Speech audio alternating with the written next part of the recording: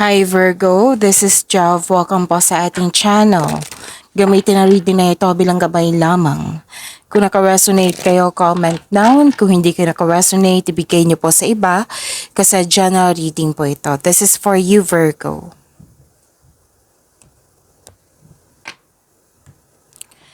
By the way Virgo, this is Jav. This is your monthly gabay tarot reading for August 2025. Okay, so expect na long reading po ito, okay?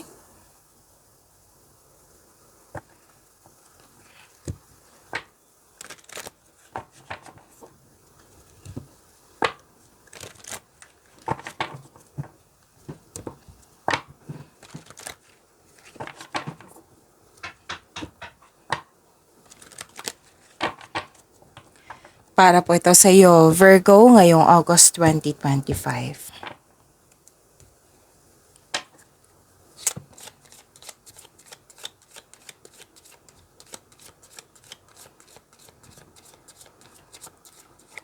Maraming salamat po sa inyo patuloy na suporta at maraming salamat din po sa mga hindi nag-skip ng ads. Maraming salamat din po sa mga nag-donate. Sa mga hindi pa nag-subscribe, subscribe na po kayo at click bell notification para malaman nyo na may bago tayong video. Para sa mga gustong magpa-reading, comment po kayo ng personal reading. Again, comment kayo ng personal reading and check my reply sa comment section.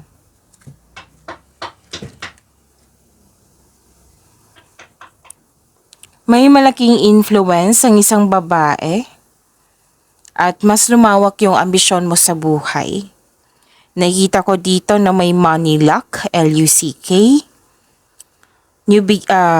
What I meant is this is personal development, hope and healing, recognition, fame and awards. Nagsaliksik kayo sa internet para may makuhang clarity, learnings. Nakita ko rin dito na nakareceive kayo ng malaking blessings. Maraming ideas na bibigyan mo siya ng agarang aksyon.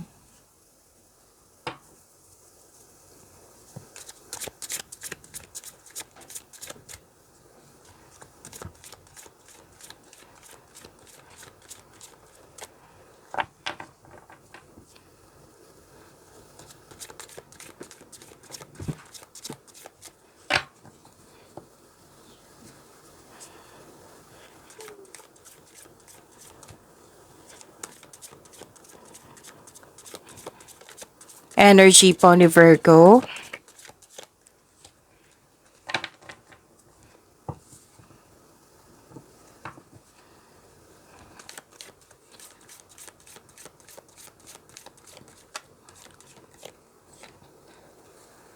Andito po si Angel of Innocence. Excuse me, kailangan ko mag-burp. Kung may napansin kayo na repeating message, yan po yung pinupush ng cards nyo po. Like for example, nanood kayo sa inyong daily gabay tarot reading at dito sa inyong monthly gabay tarot reading nyo. At may napansin kayo na repeating message. Yan po yung pinupush ng cards nyo na kailangan nyo bigyan ng atensyon, solusyon, at aksyon kung maaari po. So ano yung energy ni Virgo?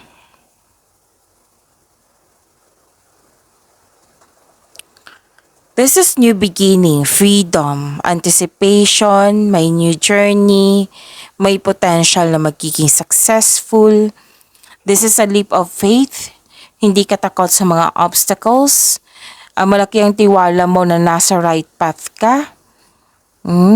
Ang advice ng cardio dito, mag-ingat sa padalos-dalos na pagpasya. Kailangan magkaroon ka ng konkretong plano at makinig din sa iyong intuition. Kung may tampuhan po, mag-usap kayo at magpatawad. Leave the past behind. Bigyan niyo po ng solusyon iyan. So, you should take a risk and try something new sa inyong career and money. Try to step out sa comfort zone kasi may potential po na magkakaroon ng financial growth. Pero syempre, kasama na yung konkretong plano, pagsisipag at pagbigay ng tiyaga.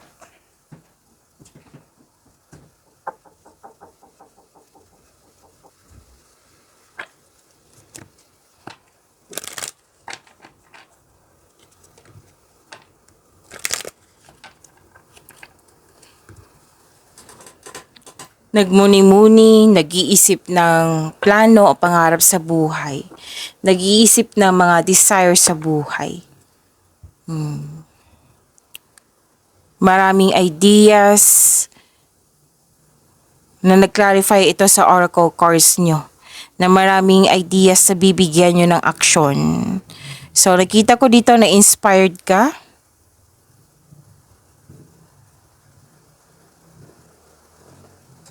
May plano kang ng dagdag investment para magkaroon ng financial growth. Mas lumaki ang pangarap mo, kaya may plano ka dito ng, yun nga, karagdagang investment. Gusto mo magkaroon ng pag-level up sa inyong career and money. Kaya mas focus ka ngayon sa career and money mo. Actually, offer din to eh. Maraming offer. Nagmuni-muni ka. Nag-iisip ng plano, pangarap sa buhay. Okay? So,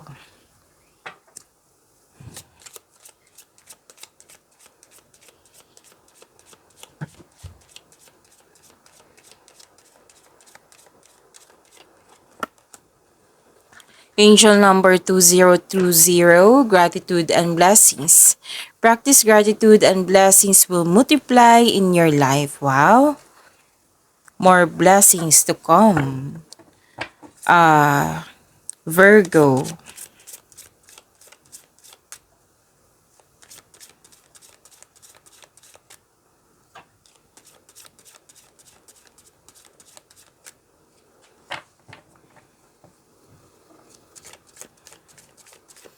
Career and money ni Virgo ngayong August 2025.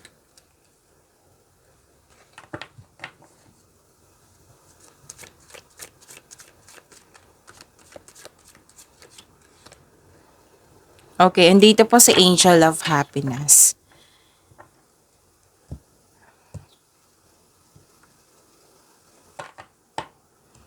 So, hindi pa natin na, anong tawag dito? Kasi may Angel of Innocence dito and Angel of Happiness. So, to attract more blessings, let us say the power of affirmation. Let's say, I am free to find my own path and have strength for the journey ahead. Again, I am free to find my own path and have strength for the journey ahead. So, sa Angel of Happiness, let us say, I am content and confident. Again, I am content and confident. So, sa Tagalog pa, malaya akong makahanap na sarili kong landas at magkaroon ng lakas para sa susunod na paglakbay. Sa Angel of Happiness is, ako ay kontento at may tiwala.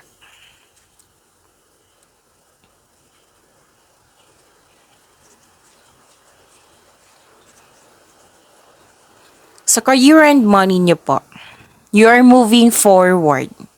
You are embarking on a healing journey.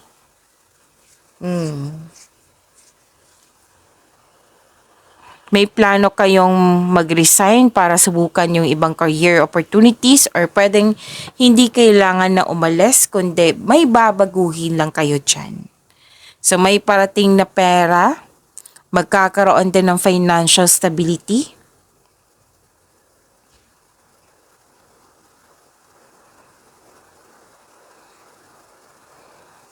Okay.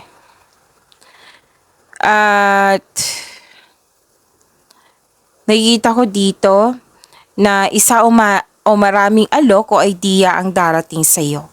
So please expect na magiging busy kayo ngayon, Virgo, ngayong buwan ng Agosto. So may parating na exciting new opportunities, financial stability, nagkaroon ng abundance sa kaperahan mo. Ang ganda. Nakita ko rin dito na may success, may positive outcome. Exciting opportunities na parating, magkakaroon ng financial growth. Makaka-receive ka ng acknowledgement that you deserve. This is recognition po. Pwedeng may mga bata kayo or mga bata na customer, kliyente na nagbibigay ng saya sa iyo. Pwede din na may maaring tinutulungan ng pamilya mo or grupo ng tao at ito ay nagdudulot ng happiness sa iyong buhay. So ito ay magandang kalusugan, kaligayahan at kaaya-ayang pakiramdam. Enjoy your success. Virgo.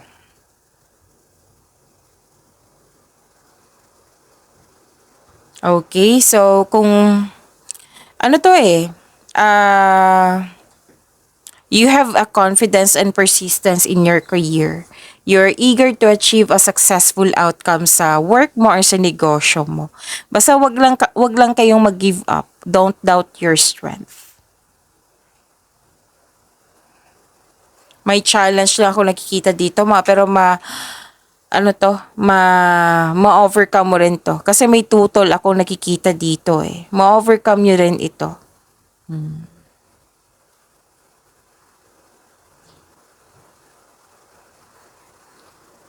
May dito, mahigit pa sa success. This is victory. May transformation din ako nakikita dito. This is ending with new beginning. So, career change pa rin nakikita ko po dito. Or paglilipat ng work or workplace. Pwede dang may end of contract. Sa kaperahan, this is a tough time pero wag kayong mag-alala. Money matters will improve, so hold tight lang po, kapit lang po. Nakita ko dito na nagkaroon po ng celebration and special event. May ganap na celebration kasi nabuo or nakompleto or tapos ng proyekto.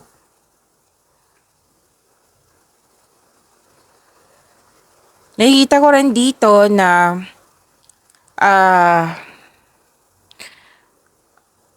mag-focus po daw kayo sa pag-release sa nakaraan at mag-move forward kayo into a new and more successful period. Acknowledge for your success is coming. Parating na po. May financial growth akong nakikita dito na magaganap.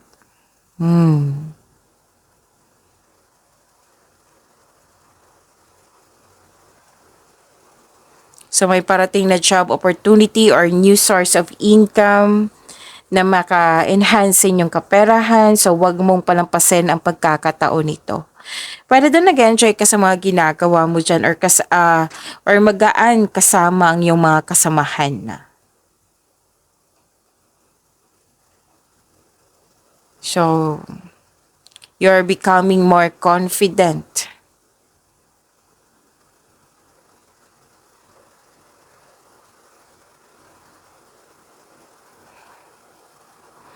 Okay. Ang ilan sa inyo kasi dito, di ba, may career change. Kasi may nakita ko dito disappointed kayo sa current situation nyo na feeling mo dapat lume-level up ka na. So this card tells you na parte ito ng proseso. Have faith, patuloy mo lang yung pagsisikap, pagsisipag sa trabaho, dahil tsak naman ma-achieve yung gusto mong posisyon o kasaganaan. So stay positive and be grateful.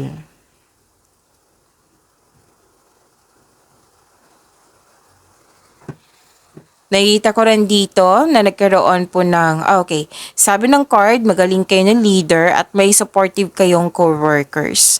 Malaki ang tiwala ng mga tao sa iyong strength and skills. You're making tremendous progress in your career or nag-level up na kayo.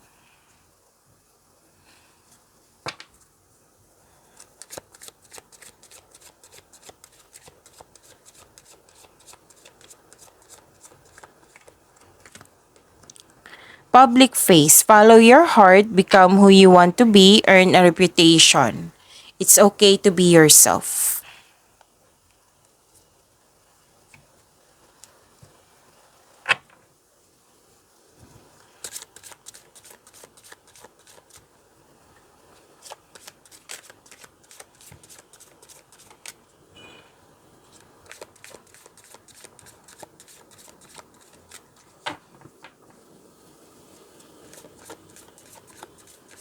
Love life, self-love, partnership, and romance ni Virgo.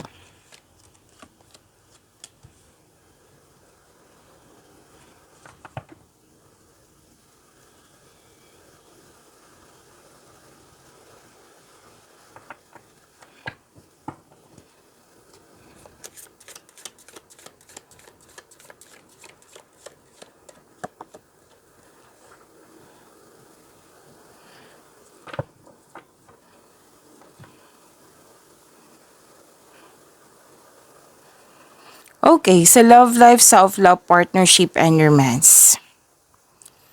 Nakikita ko dito, inom muna akong tubig ha, saglit lang po, Virgo.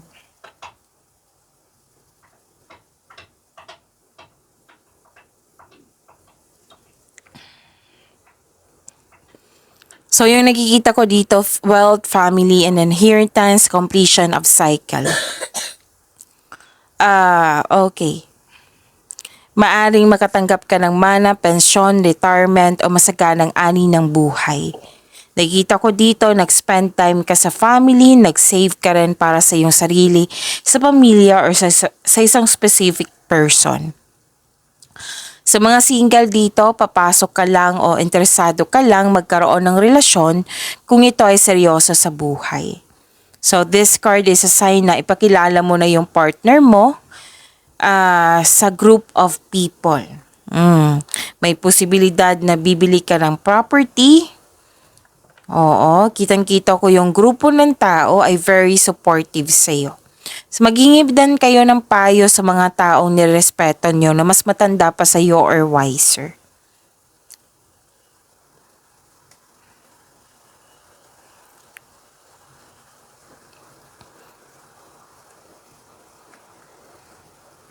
Satisfaction and abundance. You have overflowing abundance. Wow. So, may ma-attract kang taong sobrang successful sa buhay at masaya at ready na ito sa seryosong relasyon na para sa mga single dyan. Sa mga marelasyon, sa buhay mag-asawa, love and happiness overflow, sobrang satisfied kayo sa inyong relasyon, kaya deserve nyo mag-relax at mag-enjoy.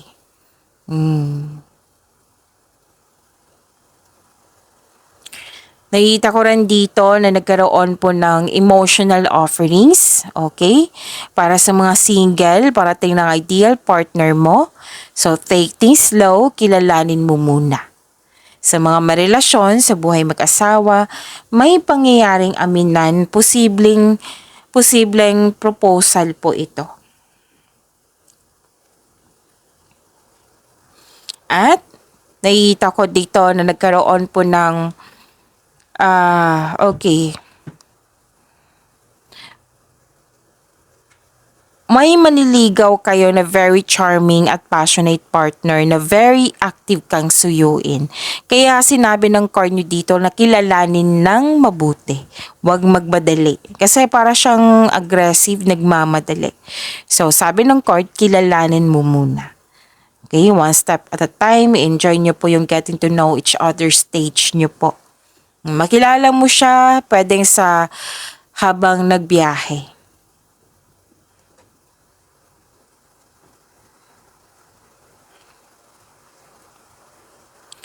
So, growth and expansion. Okay?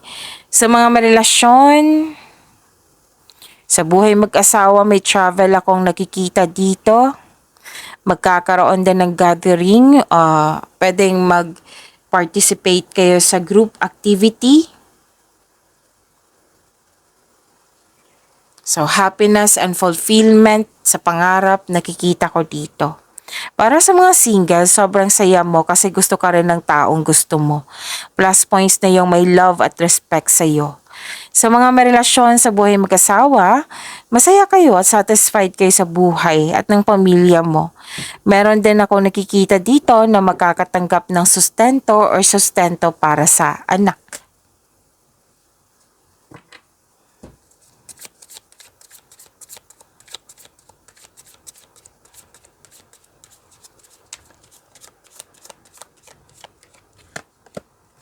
The X. Healing from the past, heartbreak takes time.